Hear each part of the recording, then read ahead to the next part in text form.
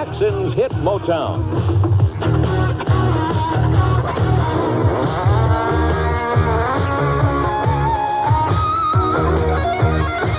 Brought to you in part by Hardee's. Have you tasted what's making America say, it's here, it's all here at Hardee's? And by the American Dairy Association, your local dairy farmer.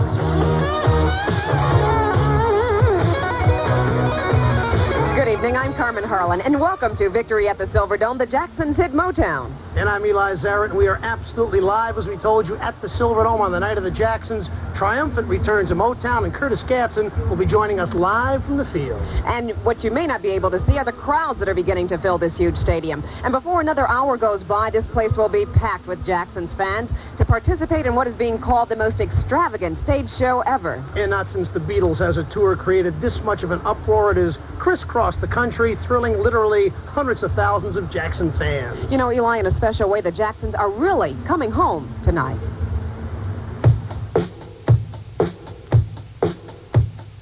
It all started in Kansas City 6 weeks ago. Michael Jackson and his brothers lit up the sky over Arrowhead Stadium and put on an electrifying outdoor performance. Billed as the most lucrative road show ever, the Jacksons' Victory Tour was not without problems. Most of the confusion surrounded the promoters' ambitious ticketing plans, buying concert tickets through the mail in groups of 4 with no guarantees of even receiving a ticket. But like a knight in shining armor, Michael was quick to the rescue.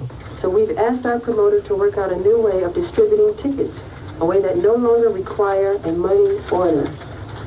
I've asked our promoter to end the mail order ticket system as soon as possible so that no one will pay money unless they get a ticket.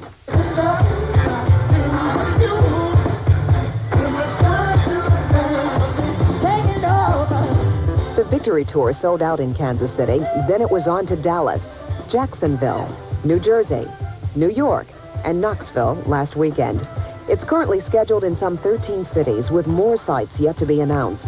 Most of the performances, more than 50 in all, will be in stadiums like the Silverdome.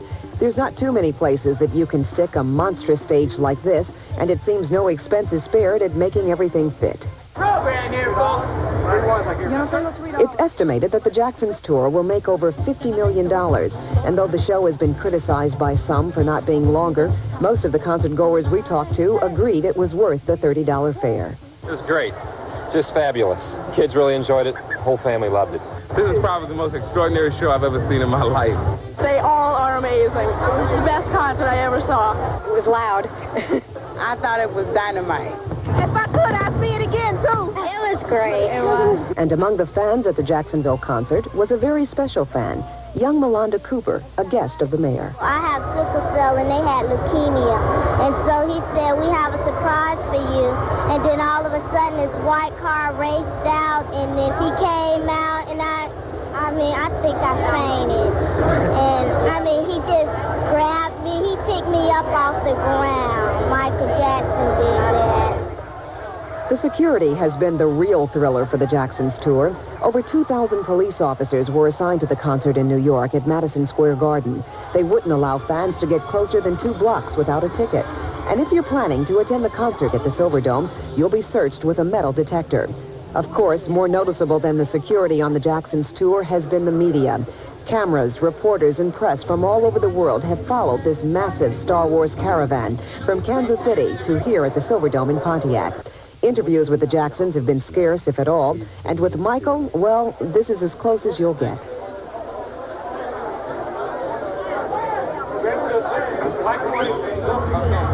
Well, that's about as close as anybody gets to Michael. He is a genuinely reclusive sort, and whether that's the reason he doesn't do interviews or what, it seems to maintain his mystique, you might say, and keep his fans just craving to get closer to him and hear more. Of course, but you know, we were talking about the security, Eli, and if you think that security is incredible, think about this. He and his brothers are going to arrive tonight by helicopter or vans just moments before they go on tonight, and they'll be out at the Silverdome before the house lights come back up. And looking around the house here beforehand, you see a fair sampling of the glitter gloves and the socks and the other Michael paraphernalia, which I suppose you'd expect, because after all, Michael mania is everywhere. The Michael Jackson craze has spread like wildfire, and where there is star worship, there is people plunking down cash for T-shirts, for buttons, and for souvenirs. And you can't be a Michael clone without sunglasses, can you? And those have been moving like mad, too. Department stores like J.C. Penney have been anxious to do their part to both fuel and profit from the mania with Michael Jackson-inspired clothing. And it could be a pretty much one-theme back-to-school look this fall. Ah, yes, here we see the status jacket, the padded shoulders, the zippers, buckles, crop pants, glitter socks, and, of course, the ever-popular right-hand glove, better to flip through math books with. There are no labels bearing Michael Jackson's name, and the U.S. Olympic athletes weren't dressed in his likeness, but at the rate things are going, watch out.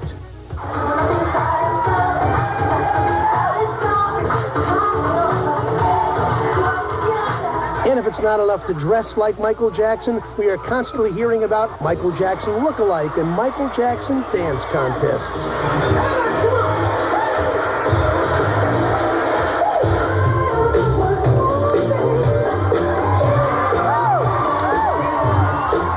It was standing room only in this Houston nightclub recently. To see these fellas spread it out, not bad, huh?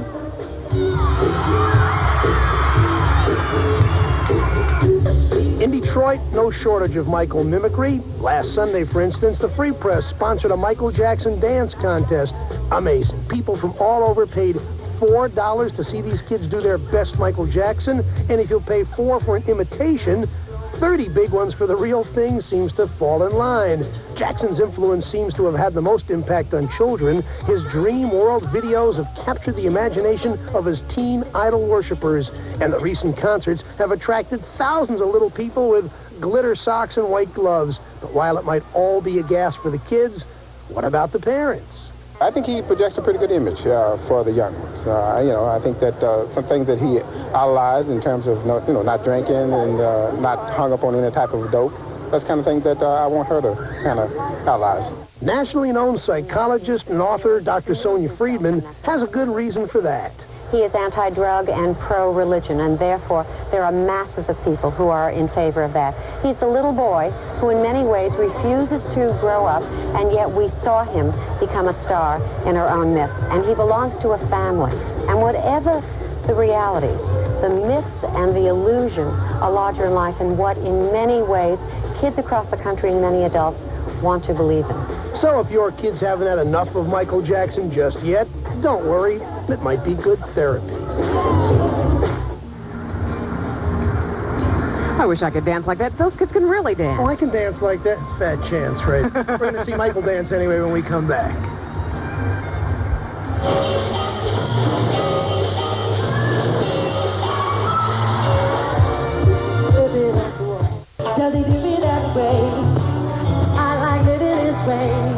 And welcome back. We are again, as we said, live at the Silverdome on the first night of the Jacksons' victory tour in Michigan. You know, this is a big night for Detroiters who remember the Jacksons way back when. Our own Curtis Gatson went back to Hitsville to explore Michael's Motown roots. It was just over 15 years ago that 4 youngsters and 1 Down Records, it was the only place where street kids with raw talent could go on to become superstars. My first impression was, where did he get these guys? Bobby Teller brought him down here. Right here in this room? Yes, Right there, where? Right there, right behind you. And he said, hey, guys, I want you to meet the Jackson 5. And we looked at these little kids, and we just fell out laughing. You know, it was Jameson and myself. We said, what? I just thought, well, here's another flash in the pan for, you see them come and go when you play music. Thomas Beans Bowles and Earl Van Dyke were 2 of Motown's top musicians in the late 60s. They and other musicians helped the Jackson 5 go on to greater things. I am very proud to say that I was on the first 2 albums, I think it was. Maybe it was more, I never know. And as far as they were self-contained, I was proud of them then, and I'm very proud of Michael now. And I'm glad to see that they're back together. Thomas and Earl recently came back to Hitsville, USA to reminisce. The old recording studio, now a museum, still holds a lot of special memories for these 2. Memories of Stevie Wonder, Diana Ross and the Supremes, and the list goes on and on. But you can't talk to them about the Jackson 5 or any of the Motown superstars unless you first mention the man who took those young, talented street kids from rags to riches, the star maker, Berry Gordy. I feel that the personalities in any of the groups reflected Berry Gordy because he picked out the person. And Michael, at that time, was the little fella that was doing all the the selling. I mean, he was cute, and he was the one that would make the group go. And he had talent. They were just a young family that was just dynamite. Mrs. Esther Gordy Edwards is Senior Vice President of Motown Industries. She remembers her brother's efforts in the early days of Motown. Well, the one thing about Berry Gordy is that he is able to spot potential and spot talent just right off the bat. Every artist that came in here at that time was raw talent. All the polishing came from the people and the staff that Berry surrounded them with. And he picked some good people as a result, still. I had you to myself. I didn't want you around. Well, Berry Gordy certainly made no mistake in spotting Michael's talent. No, not at all. And as you'll see when we return with an electrifying moment from Michael's performance of Billie Jean. Why does he do me that way? Michael Jackson celebrates his 26th birthday Sunday, August 19th, and it's truly remarkable, isn't it, that one so young has been in the public spotlight so very long. You know, Eli, it seems only yesterday he was little Michael Jackson. He's been singing professionally since he was 5. That's when the Jacksons first began as a group back in Gary, Indiana.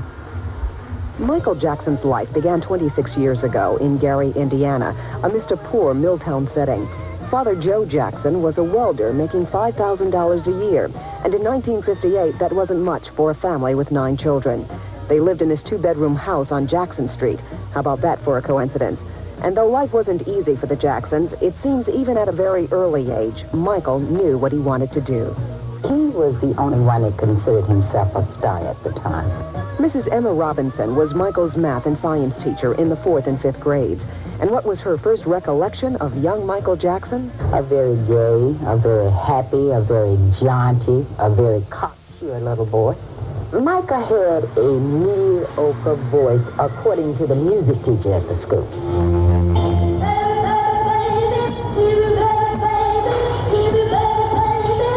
I had you to myself. I didn't want you around. Those pretty features all to me. I stand proud. Whatever his voice is today, it's certainly not mediocre. Michael Jackson has come a long way since Gary, Indiana. He recently received 8 Grammys for his Thriller album that sold over 35 million copies. To say that he's achieved overwhelming success is an understatement. Michael Jackson's personal estate is estimated to be close to $100 million. And last year alone, he earned over $40 million. It's been said that his personality has changed dramatically since his youth, that he's become shy and reclusive. But a close family friend, Esther Gordy Edwards, will tell you Michael Jackson is still the same vibrant, outgoing young man she met when the Jackson 5 first walked through the doors of Motown Records. Michael was the most active, but that was because he was the youngest in the group, and as far as I could see and tell, he was just a true 8-year-old kid, you know, that would play and laugh and, you know, and perform and had no real problems. Personality-wise, I did not notice a change. I feel somewhat concerned and maybe a little sorry for Michael because of all of the great and phenomenal success and popularity that he has, because I know that he cannot live a normal life. And I don't think that any of us, and especially Michael, ever dreamed that this would be the case. I stand proud. I want to pick you from the bunch. We're going through the other chick. Now it's much too late for me. Take a second look. Oh, baby, give me one more chance. You know, that performance you saw from Motown 25 was a real showstopper. It's interesting to note that that was the first time the brothers had performed together since 1976. That's true. You know, Jermaine separated from the group for a while. He is back, but then Jackie has a bum knee. He couldn't make this tour, but younger brother Randy is here. In any case, 40,000 people here tonight are glad to see some kind of Jackson lineup together. That's right. And when we come back, a look at the behind-the-scenes incredible staging of the Victory Tour.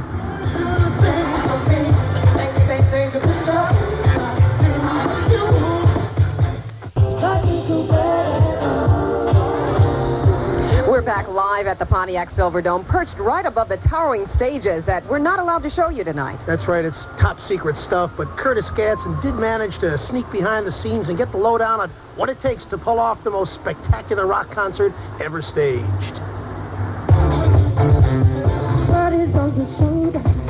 Though the Jacksons' music and footwork are better than ever, it's the special effects and lasers that seem to be the big items on the Victory Tour. That's why the stage area is so huge, 14,000 square feet and over 5 stories high. So big, in fact, that they couldn't get it all in the Hoosier Dome in Indianapolis.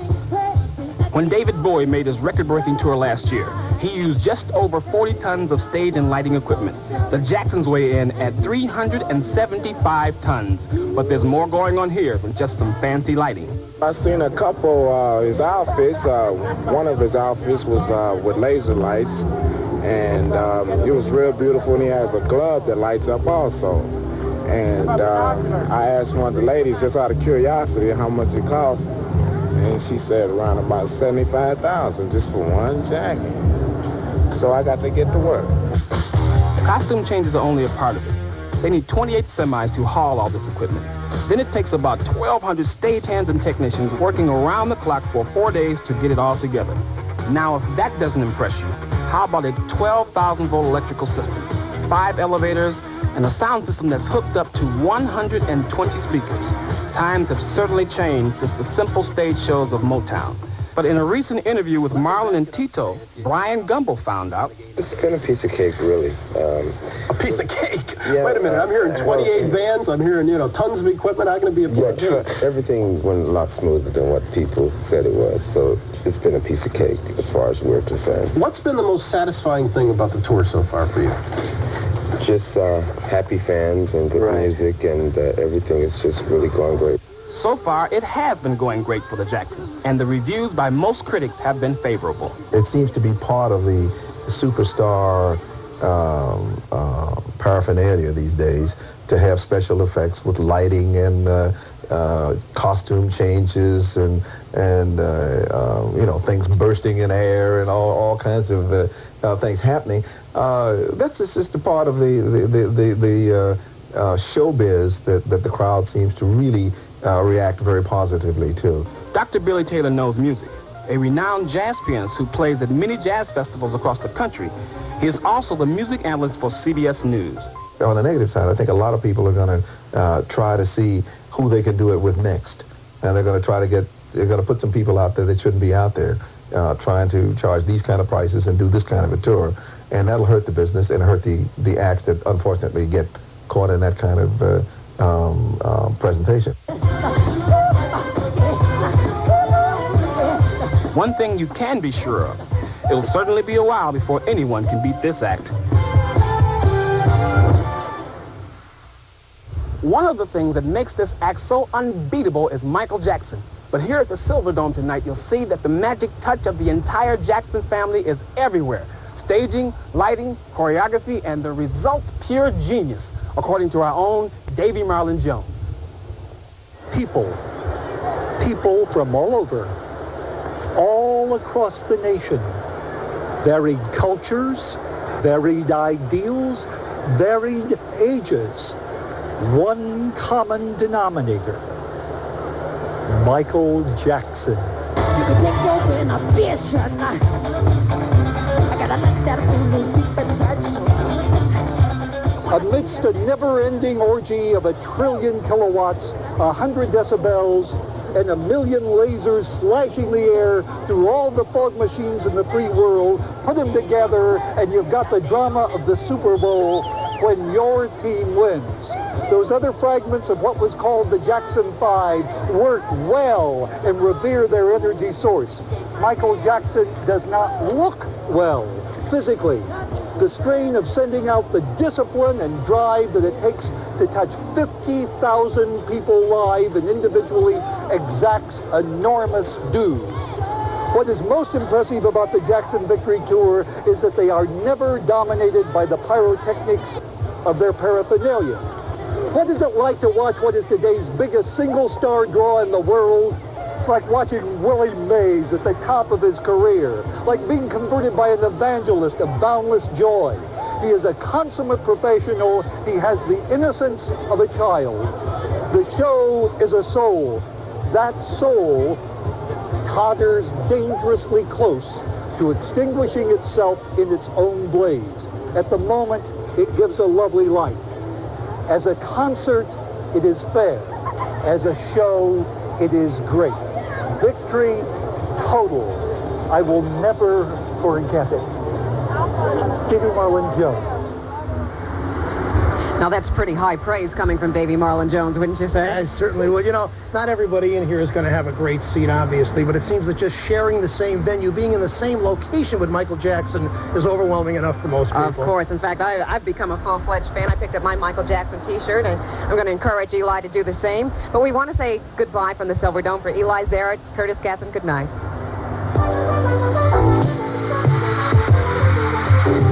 Victory at the Silverdome has been brought to you in part by Hardee's. Have you tasted what's making America say, it's here, it's all here at Hardee's? And by the American Dairy Association, your local dairy farmers.